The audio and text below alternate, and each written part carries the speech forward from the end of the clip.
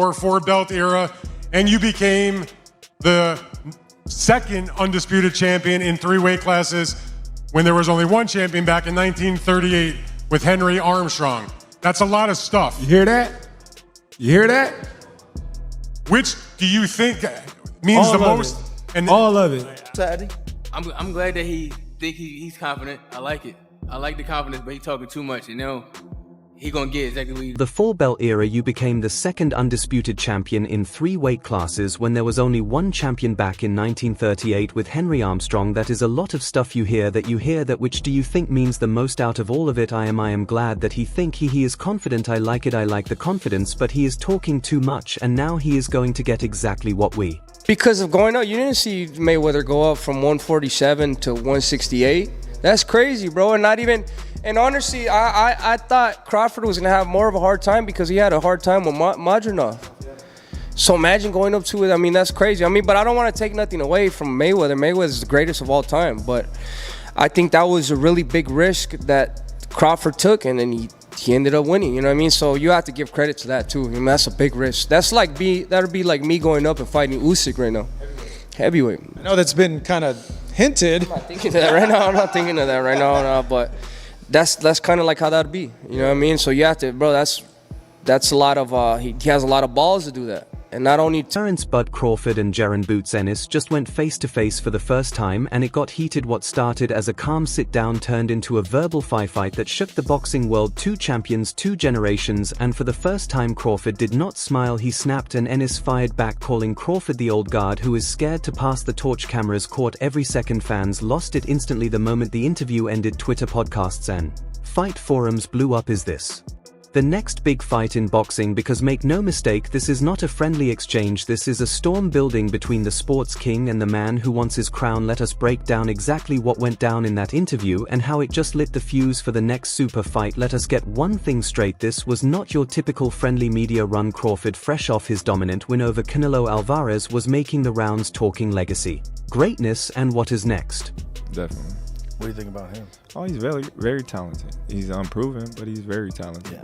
The eye test tells it all. You know, he's got the it, but we haven't seen him against any elite fighter. We've never seen him tested. So until then, we just going to keep saying, oh, boost, until he meet that fighter that's going to test him. Is that a fight that you would be interested in? Nah, it just don't make sense right now in my career. Like I said, especially money-wise, don't nobody really know Boots, but right. I'm looking for bigger and better challenges like Canelo. You're looking for the big ones. Yeah. The big fish. Yeah. Fish fry. Definitely. Them though. And then sitting across from him was Jaron Ennis, young, confident, undefeated, and ready to prove he is not just next up, he is now. He said world-class fighter. I guess he's trying to say if you're a world-class fighter.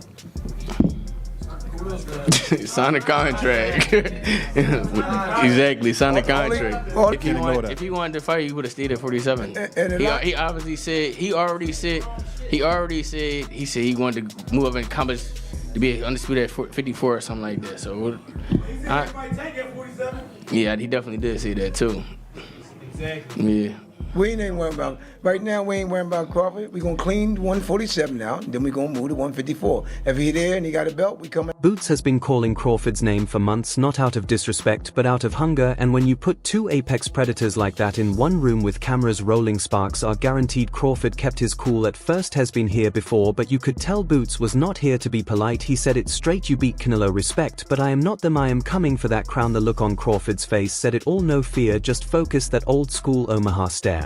And that is when the energy shifted. This is not just another old lion versus young cub storyline. Crawford is not washed, he is on top of the world. I respect him as when he's like, I got a couple fights left, I'm at the end, I'm only trying to get mega fights, so. I understand it, but don't lie or capture the net and make it seem like I had the opportunity to fight you and I didn't. I never did.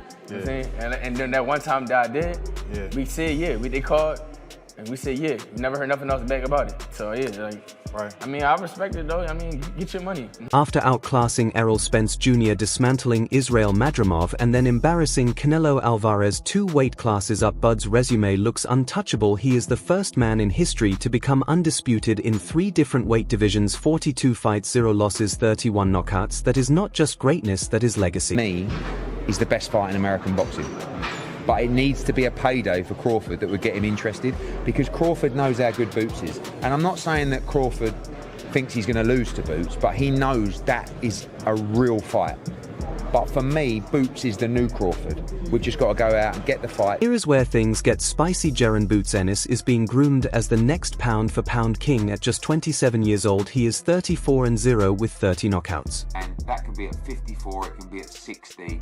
You know, obviously we've got Lima to take care of first, but that for me is one of the great, you know, crossover fights, because Boots is the changing of the guard guy, and Crawford's the guy that's been there and done it all and just proved, you know, that he's still very much. Boots Ennis is the pound-for-pound #1 in waiting. Not in 3 years, in 12 months. Boots has that Philly aggression, fast, flashy, fearless. He dominated at 147, cleaned up at 154, and now people are saying he could move to middleweight and beyond. And if that sounds familiar, it is because Crawford did the same thing. It is like watching a mirror. One version just has a few more years of experience, and the other is trying to smash the reflection. Fight, that's definitely up there. It's definitely up there. Probably at middleweight or something. That's like a vacant belt. That's definitely up there. That's definitely a big fight. Probably Shakur and Tank too, maybe. That's like right on the scene. But yeah, that's that. You might not be lying. That might be the biggest fight. Made this face-to-face so compelling was not trash talk, it was respect. Boots did not call Crawford old, he called him great, but he also made it clear greatness is meant to be tested. He said, I am walking the same path you did, Bud. Spence Madrimov, now Canelo. You climbed weight classes to get to Canelo. I am doing the same thing to get to you, and he is not wrong. Boots is following the Crawford blueprint almost perfectly. He dominated the welterweight division. He is now stepping into super welterweight. Next up could be middleweight if he collects the belts like Bud did. That fight becomes inevitable. Even Danny Garcia, a Philly legend himself, told The Zone, stylistically it is a dream matchup. Boots is hungry, and that is the only risk for Crawford, a young hungry fighter who wants everything you have built. For Boots Ennis, Eddie, a couple other people, called Boots the natural successor to Terence Crawford, and obviously I know your relationship with him. Do you feel that high on Boots as well, or? Hell yeah, I think Boots is a hell of a fighter. I don't know about the natural sensate or whatever that is to Terence Crawford. I think Boots is his own fighter, Terence is his own fighter, but I think they both hell of a fighters. I've been around Boots for years, and he's the truth. And last one for me, I'll let you go. Obviously, everyone's talking about a potential fight, you and Teofimo. Is there any updates to that? I mean, is that something that you are looking towards? Yeah, that's the fight I want. So ain't no updates. I don't speak business until the deal is done. So none. And when Crawford heard that, you could see the flicker in his eye that I have been here before. Look, the one he gave Spence, the one he gave Canelo. As soon as the cameras stopped rolling, the boxing world went nuclear. Some say Boots is the new face of the sport. Others say he has not earned the right to breathe in Crawford's air yet. Don't beat Jaron Ennis. In fact, that style is absolutely tailor-made for Boots. Just to make it clear on Virgil Ortiz, we sat in a room, me, Oscar De La Hoya, Eric Gomez, and the top DAZN execs in America. We talked about how a deal would work with those two fighters, and we agreed on a deal. We went away, we signed a new deal with Boots. Part of that deal within the contract was the deal that we agreed with Golden Boy and DAZN to fight Virgil Ortiz. Boots signed it. Now, we didn't hear anything back. We told them we're going to fight in October. They said they're going to fight in November, and we haven't heard anything back. On Tuesday, Eric Gomez called me and he said, look, I just wanted to let you know we're fighting Lubin. After that, we want to get the Boots fight made. I said, well, we're in. I don't, so I take their word for it, and I truly believe Oscar De La Hoya wants to make great fights. But that fight is done on our side, on all the terms that we agreed with Golden Boy. That fight for me, although it doesn't carry an official world championship, which is what we want at 54, Eddie Hearn is all in on Boots. He believes by the end of 2026 Ennis will surpass Crawford Usyk and Inoue to become the pound-for-pound king, and judging by his raw talent, speed and finishing power, that is not an exaggeration. I want to go backwards. I want to go backwards, but looking for bigger and better fights. So where he can etch his name in the concrete forever. I don't know, because I really don't look at none of the welterweights since we did clear the division. But Crawford's team is not convinced. BoMac McIntyre, Bud's head trainer, has already made it clear Bud is not going down to 154 for anyone. If they want him, they have got to come up. Well, you know what? He made it look so easy. You know what I'm saying? Got 2-3 more in him. You know what I'm saying? Training camp will try harder. You know what I'm saying? Do you think a move to 160 would make sense? I mean, if you want to do it, you know, it'd be a challenge. If you want to challenge yourself, yeah, I don't mind. But Crawford's team is not convinced. BoMac McIntyre, Bud's head trainer, has already made it clear Bud is not going down to 154 for anyone. If they want him, they have got to come up. So as far as height, you know, they both switch hitters, lift and everything. All of that cancels out each other. So they are literally the same people pretty much. The only difference is Crawford done been in a big stage against big fighters so many times. And also with age, he didn't beat up his body, so his age is actually good. He got the grown man strength. He not just grown man strength, but he built on top of that. Like, look at him at 135. He was a little scrawny dude. He wasn't a big dude. Now look at him. He ripped up everything. He's strong. So sure. I feel like he got everything, all the experience, all the knowledge. So I gotta go with Crawford. Because let us not forget, Canelo once laughed off the idea of fighting Crawford. He said Bud was too small, and then 1 year later he was on the canvas watching history unfold. Sound familiar? Boots might just be writing the same story in reverse right now. Crawford is sitting on top of the sport. He has options: Gennady Golovkin, Janibek eliminally, even a Canelo rematch. He is chasing history, a 6th division title. Only Manny Pacquiao and Oscar de la Hoya have done that before. Bro, Terence is different, bro. I just know that man is different. That's what I'm saying. I never been in the ring with Boots. Yeah. I'm not saying Boots ain't different or you know, not good at all. I think it would be a good fight, but I just think, you know, Terence, just like he said, man, he been battle tested before. Terence been through all the ups and downs in the ring.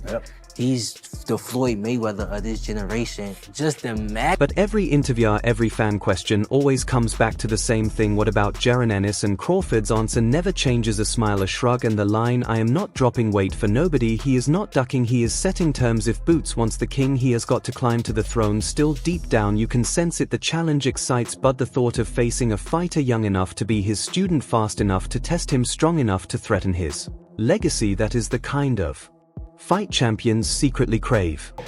Nice. Over and under, right there. Over and under with that same hand, right there. Yeah, turn it. Turn your hip with it. Do it again. Go take that hip with it. That's it. Do it again. Come back with the hook. Nice. Fight will not just be a passing of the torch, but a collision of eras. Crawford the tactician, calm, surgical, relentless. Boots the storm, explosive, unpredictable, fearless. But it needs to be a payday for Crawford that would get him interested, because Crawford knows how good Boots is. And I'm not saying that Crawford thinks he's going to lose to Boots, but he knows that is a real fight. But for me, Boots is the new Crawford. We've just got to go out and get the fights to show how. Styles are night and day, yet perfectly complementary. Crawford likes to download his opponent's study and then dismantle. Boots, he does not study, he attacks, he overwhelms. It is patience versus pressure, chess versus chaos.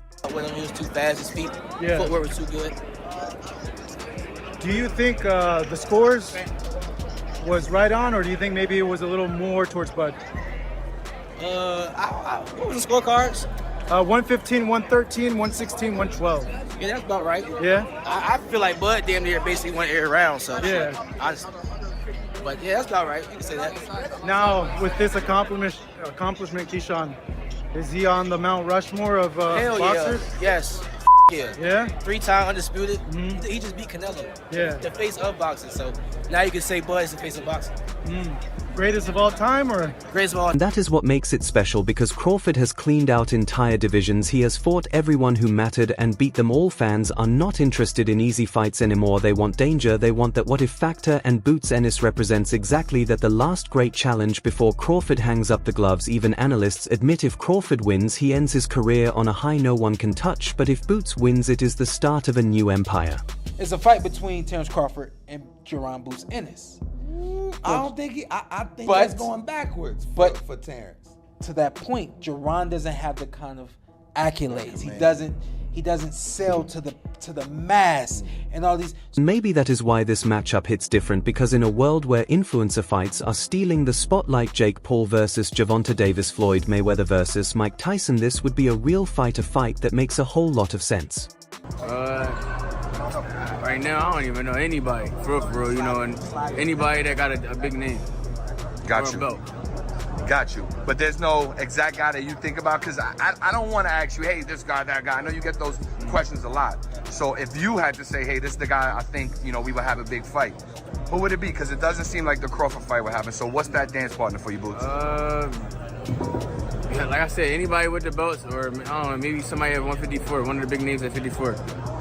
And the fight that stylistically would be, oh my goodness, is a fight between Terence Crawford and Jaron Boots Ennis. I do not think I think he is going backwards for Terence. To that point, Jaron does not have the kind of accolades. He does not sell to the masses and all this, so this fight was perfect timing for both these guys. You think there's anything left for him, Coach, or is it time for Bud to move on? Or I'm trying to figure out who he gonna fight next. 160, you can see him fight 160. I wouldn't do nothing crazy. He looked excellent.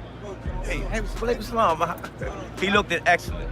Is there anybody most from No, I'm trying to figure out what their team gonna do next. I want to see what's He's next. talking about 160, Coach. I mean, the only thing down there is maybe like a middleweight tournament, 2 fights to undisputed, something like that. But if not that, then what for Bud? Who? Well, they were talking about Jaron Ennis going to 160. Possibly Jaron Ennis going to 160. If he go to 160, then we got another mega fight. You think that's a mega fight? I don't know that yet, but I'm saying in the boxing fans that know boxing. Do you think they fight? I do not know that yet, but I am saying, and the boxing fans that know boxing would say that is another mega fight. Boots is coming, and Crawford, he is not stepping aside for anyone. Alright everyone, stay tuned for the latest in boxing news, highlights, events and stories. Subscribe to Ring Headquarters and turn on notifications so you never miss an update. Be sure to watch our other videos too. Until next time, take care and stay safe.